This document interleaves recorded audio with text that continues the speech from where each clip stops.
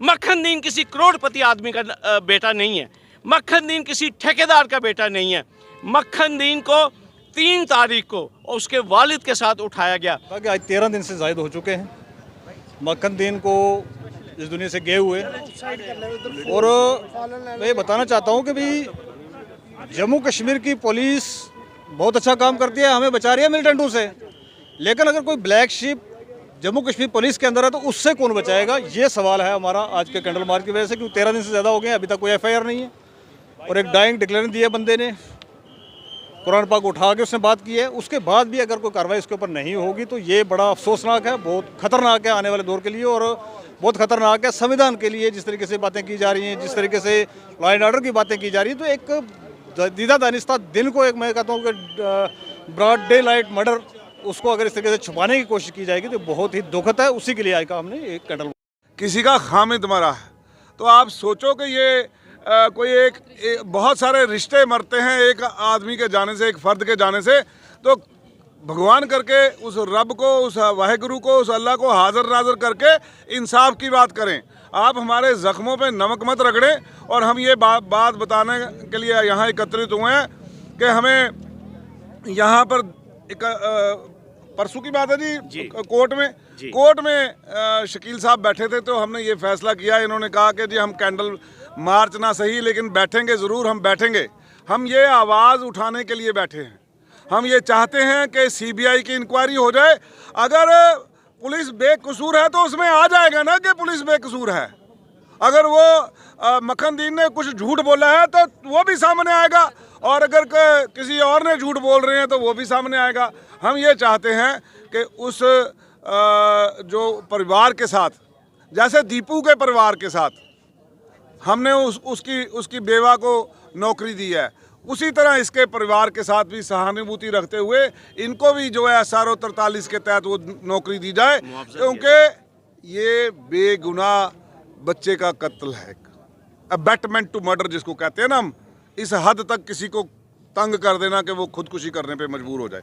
तो मैं चाहता हूँ ये चीज़ें जो हैं, ये लोगों की तरह तरह की कहानियाँ, लोगों की तरह तरह की बातें विचलित कर रही हैं हर शख्स को। हम देख रहे हैं कि क्राइम ग्राफ रोज़ ऊपर जा रहा है, पुलिस काम कर रही है, हम उसकी भी सराहना करते हैं लोगों। और जो ये रिसेंट स्लिटिंग ऑफ थ्रोट हुई है, बच्चे मारे जा रहे हैं, हम कड़ी निंदा करते हैं।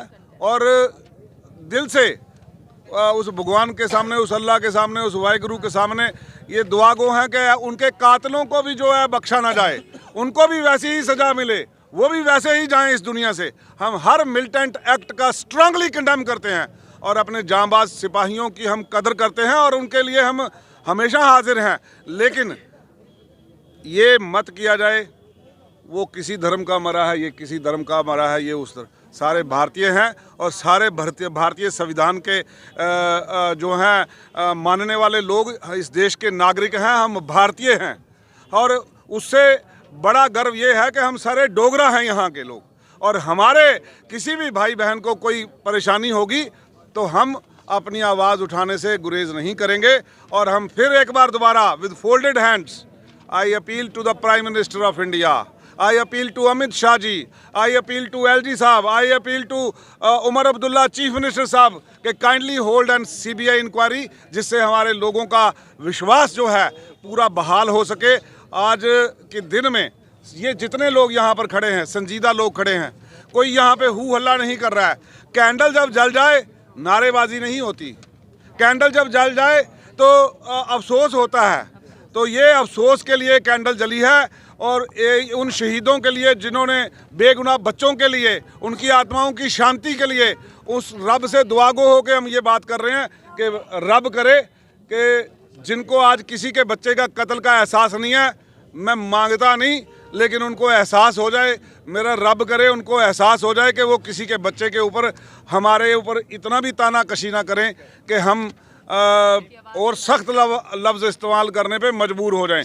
बाकी एक बात और है, देखें एक बात, उसकी ज़ात से पैदा हम हो चुके हैं, जाना बकाया इस दुनिया से, जाएंगे सुरखरू होके। और उससे पहले मैं ये वाज़ह करना चाहता हूँ कि कोई भी ताकत इंसाफ के लिए जो हमारी आवाज़ है उसको दबा नहीं सकेगी। जाने को तैयार हैं, ये बिल्कुल हमारा तैयार। फैसला हो चुका है इसमें। एक चीज़ मैं आपको बिल्कुल वाज़े कर देना चाहता हूँ कि हम बार बार मक्खन दीन के ऊपर बात कर रहे हैं। इसका ये मतलब नहीं है कि मक्खन दीन जो है एक विशेष समुदाय से है। टोनी भाई ने बिल्कुल क्लियर कर दिया है, हम मिलिटेंट एक्टिविटीज़, टेररिज्म और तशद्दुद के हम खिलाफ हैं। एनी फॉर्म ऑफ वायलेंस हम उसके खिलाफ हैं। और ये जो मक्खन दीन का जो मामला है, ये हमने एक टेस्ट चेक केस हमने लिया है ताकि कोई भी शख्स जो यूनिफॉर्म में है, अगर वो अपनी ड्यूटी परफॉर्म कर रहा है, वो कानून के अंदर रहते हुए, अपने दायरे में रहते हुए अपनी ड्यूटी परफॉर्म करे। और मैं एक चीज़ और कहना चाहता हूँ कि वो तमाम लोग जो मक्खन दीन के ऊपर बात कर रहे हैं, और वो तमाम जर्नलिस्ट, सोशल एक्टिविस्ट, एडवोकेट्स, जो भी लोग मक्खन दीन के ऊपर बात कर रहे हैं, उनको प्रेशराइज किया जा रहा है, उनको डराया जा रहा है। मेरे साथ ये सईद चौधरी साहब बैठे हैं। आपने देखा होगा 3 दिन पहले मैंने वीडियो की कि अरफाज डैंग को फ़ोन आते हैं कि मक्खन दीन को आप क्यों हाईलाइट कर रहे हैं, आप इसकी वीडियो डिलीट कीजिए। मैं सरकार से अपील करना चाहता हूं कि हमारी आवाज़ को दबाया ना जाए। आप जितना दबाएंगे, ये मैं आपको कह दूं, ये आवाज़ उतनी दूर पहुंचेगी। हम लोग कानून को मानने वाले हैं, संविधान को मानने वाले हैं। मैं रोज़ाना इसी संविधान की बात जो है अदालत आलिया में करता हूं। और मैं आपको एक बात का आश्वासन दिलाता हूं, मक्खन दीन का जो केस है, हमने इंशाल्लाह इसको पाए तकमील तक पहुंचाना है। जब तक ये केस सीबीआई के पास नहीं जाएगा, हम मक्खन दीन के लिए बात करते रहेंगे और उसके परिवार को और मक्खन दीन को हम इंसाफ दिलाएंगे।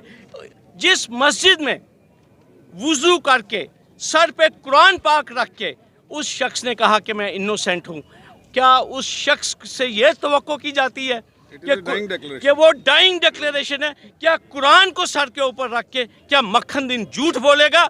और मैं तमाम लोगों से मरने से पहले मैं तमाम वो लोग जिनको ये लगता है कि हम मक्खन दीन की बात क्यों कर रहे हैं, मैं उनको यही चीज़ कहना चाहता हूँ कि हमारे एलजी साहब रोज़ बात करते हैं कि मुझे जम्मू कश्मीर में रूल ऑफ लॉ इस्टेब्लिश करना है।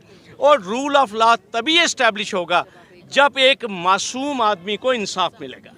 और हम इंसाफ की बेसहारा को, गरीब को, आप देखिए, मक्खन दीन किसी करोड़पति आदमी का बेटा नहीं है। मक्खन दीन किसी ठेकेदार का बेटा नहीं है।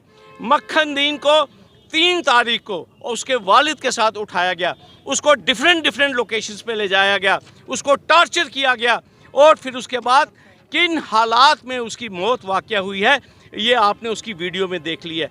हमारी कोई मैलाफाइड इंटेंशन नहीं है, हमारी कोई इंटेंशन रास्ता रोकने की नहीं है, लेकिन हम इंसाफ की बात करेंगे, हम रूल ऑफ लॉ की बात करेंगे, हम संविधान की बात करेंगे।